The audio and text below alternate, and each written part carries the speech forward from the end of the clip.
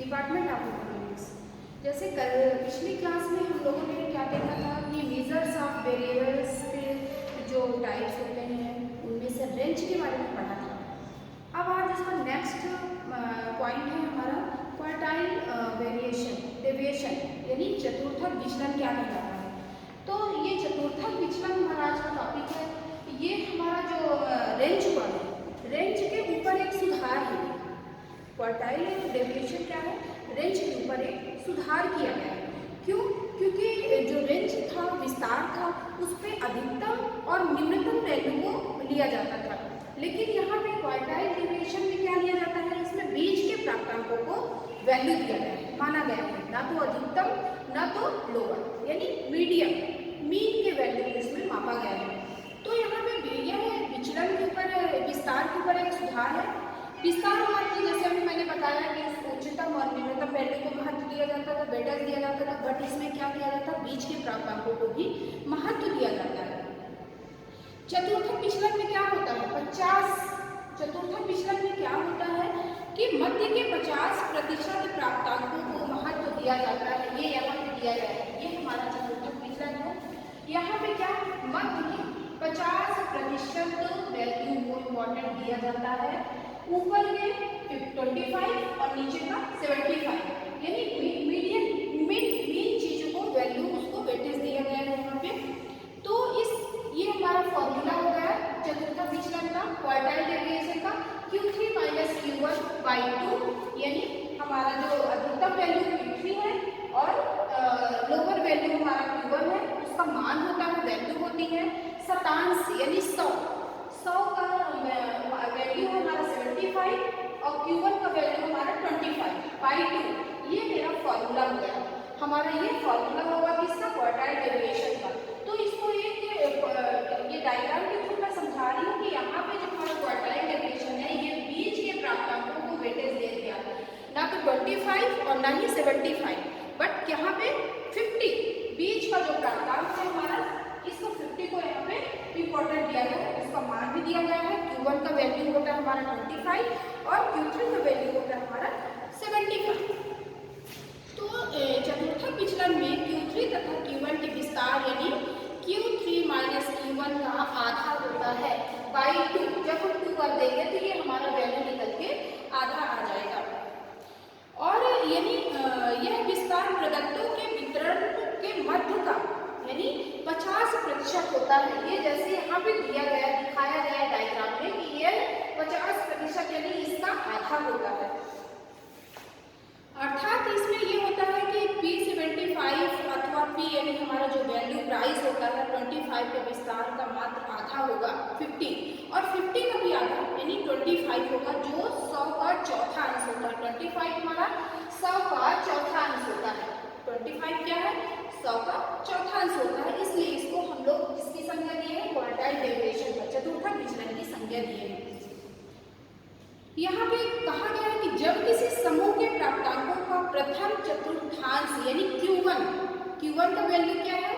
P25, प्रथम चतुर्थांश ये ज्ञात हो और पुनः उसी समूह का तीसरा चतुर्थांश यानी Q3 की वैल्यू क्या बताई है?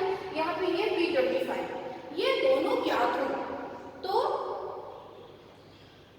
Q3, तो इन दोनों मानों के अंतर्गत समूह के विचलनों का पता लगाया जाता है, वेरिएशन का पता लगाया जाता है।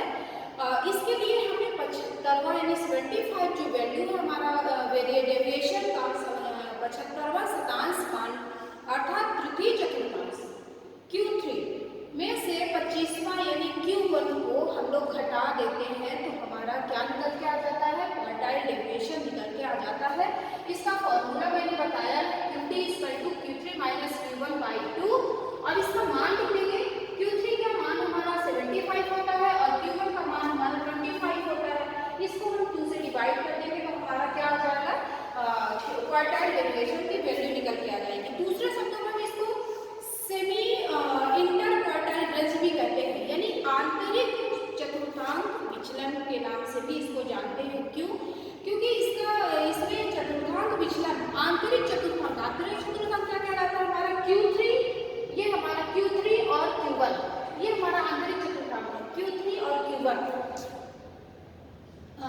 विस्तार का आधा होता है। हमारा क्वार्टाइल डेविएशन किसका होता है? Q3 या Q1 के विस्तार का आधा होता है। ये फॉर्मूला यहाँ पे दिया गया है ना। तो इसको एक उदाहरण के द्वारा हम समझ सकते हैं। यहाँ पे हम सबसे पहले ये लेते हैं कि हमारे पास मान लीजिए 50 स्टूडेंट हैं। कितने? एक एग्जाम्पल के थ्रू इसको क्वार्टाइल डेविएशन को समझते हैं। यहाँ पे हमारे 50 स्टूडेंट का एक ग्रुप है ना। तो यहाँ पे हम सबसे पहले क्या करेंगे, हम पहला चतुर्थांश विचलन का पहला शतांश मान निकालेंगे, यानी Q1 निकालेंगे। अब Q1 का हमारा मान होता है P25। यहाँ पे मैंने लिखा है। फॉर्मूला हमें याद करना पड़ेगा। फॉर्मूला सबसे पहले हमको ध्यान देना पड़ेगा। इसका फॉर्मूला ये होता है कि L1 plus M/4 minus FB/FA into CI। तो यहाँ पे देखेंगे सबसे पहले हम इनको किस नाम से डिनोट करते हैं ये देखेंगे। तो L1 हमारा क्या है? वर्गांतर। ये हमारा वर्गांतर है। तो ये वर्गांतर L हमारा क्या है? वर्गांतर के एग्जैक्ट लोअर पॉइंट कहलाता है। वर्गांतर का एग्जैक्ट लोअर पॉइंट। अभी हम जैसे आगे सॉल्व करेंगे तो उस हिसाब से हमको समझ में आ जाएगा। पहले हम ये देखेंगे कि L1 को किस नाम से डिनोट करते हैं। तो ये हमारा एग्जैक्ट लोअर पॉइंट कहलाता है, लिमिट कहलाता है। इसके बाद हम देखेंगे हमारा FB क्या है। FB क्या है? उस वर्गांतर के ठीक निम्नतम सीमांक जिसके नीचे की आकृतियां दी गई है, यानी CF है ना। और देखेंगे हमारा CI क्या कहलाता है? वर्गांतर का आकार।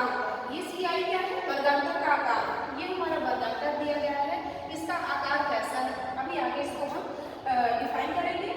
CI हमारा वर्गांतर का आकार होता है। इसके बाद हम देखेंगे सबसे पहले निकाल रहे हैं Q1, यानी हम अपना शतांश का पहला मान निकालने जा रहे हैं। तो देखेंगे Q1 यानी उसका मान होता है हमारा P25। फिर हम लोग फार्मूला लिखेंगे।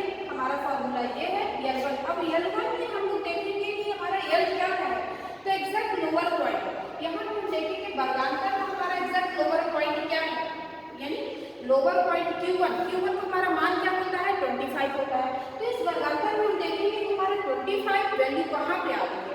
तो ये 25 की वैल्यू आ गई है। तो यहाँ पे देखेंगे L1 का क्या है? उस वर्गांतर के एग्जैक्ट लोअर लिमिट 25 की वैल्यू में हम देखेंगे, है ना। तो यहाँ हम लिख दिए उसका मान लिखे। L का मान क्या होगा हमारा? 27.5। ये हमारा मान हो गया किसका? Q1 का हमारा मान हो गया। इसके बाद हम देखेंगे N क्या है? N/4। तो N हमारा क्या है?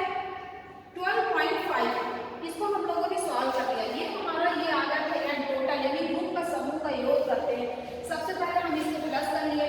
प्लस करने के बाद हमारा क्या आ गया? ये 50 आया। अब N की जगह हम 50 को रख देंगे। 50/4 माइनस FB क्या है हमारा? FB को हम लोगों ने डिनोट किया था उस वर्गांतर के ठीक निम्नतम सीमांक जिसके नीचे की आकृतियां दी गई है। तो ये हमारा वर्गांतर है, इससे हम लोग उसको निकालेंगे।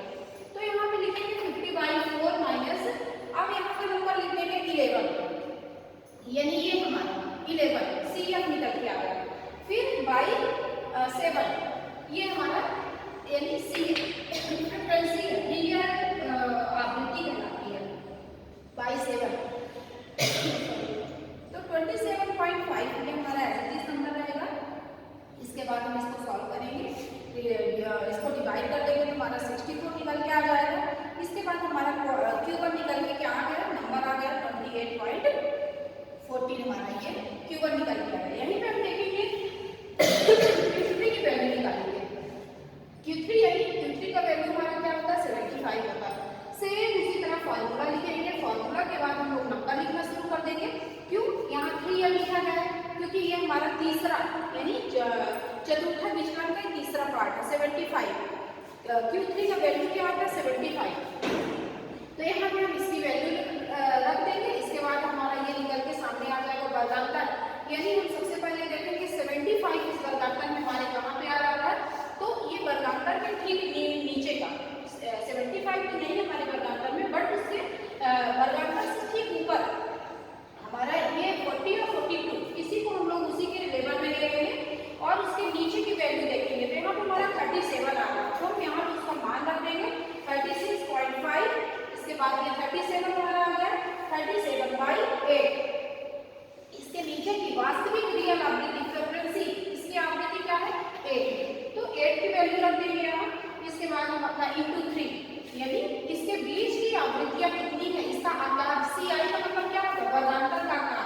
तो 41, 42, 43 यानी इन दो वर्गांतरों के बीच में 3 नंबरों का अंतर है।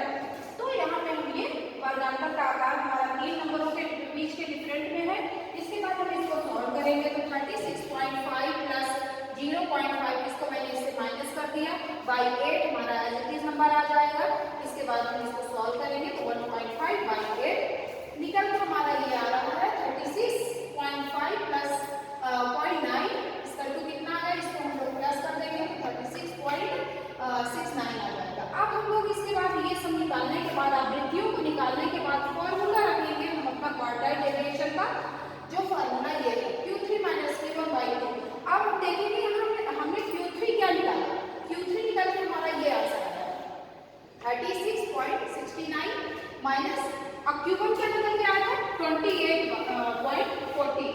तो इस नंबर को लाके मैं फॉर्मूला में रख दूंगी, बाई को आधा दूंगी, इसके बाद हमारा आंसर आ गया 4.28। तो यहाँ हम देखेंगे क्वार्टाइल डेरिवेशन का हमारा क्या निकल के सामने आया। एक एग्जाम्पल के लिए हम लोग लिए थे, उनके 50 स्टूडेंट का ग्रुप था, उसको निकालना था वर्गाकार में, तो क्या आंसर निकल के आया 4.28। तो ये हमारा चतुर्थ विचलन का ये चैप्टर था। इसके बाद हम देखेंगे कि यहाँ पे Q3 तथा Q1 रखा, Q3 का मान सीधे मान बोलेंगे P75 और P25 ज्ञात हो जाने पर दोनों का अंतर निकालते हैं। अंतर ये मैंने निकाला यहाँ में और आंसर हमारा क्या आ गया 4.28। तो ये आज की क्लास यहीं पे, नेक्स्ट क्लास में हम लोग पढ़ेंगे मीन डेविएशन, जो इसका आगे का पार्ट है।